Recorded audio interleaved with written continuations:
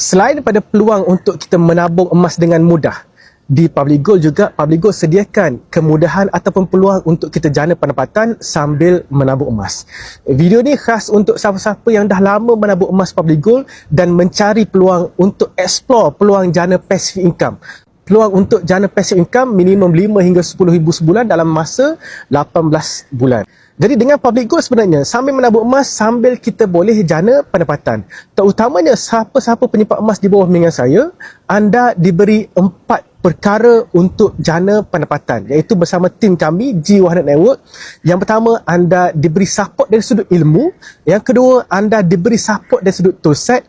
Yang ketiga, anda mempunyai circle-circle yang bagus untuk support anda. Saya yakin circle-circle dalam G100 adalah circle yang paling positif dekat Malaysia.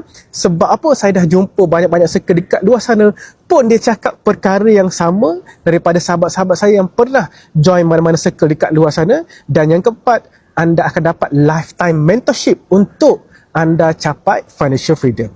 Cuma kena ingat, untuk jana passive income ni, kita perlu ambil tanggungjawab. Bukan sekadar jadi dealer.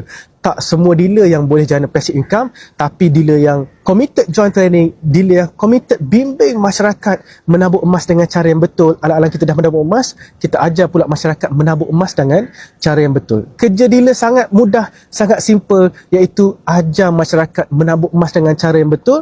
At least, kalau kita tak dapat income pun, kita dapat pahala pun, itu dah cukup baik. Semoga bermanfaat. Teruskan follow saya.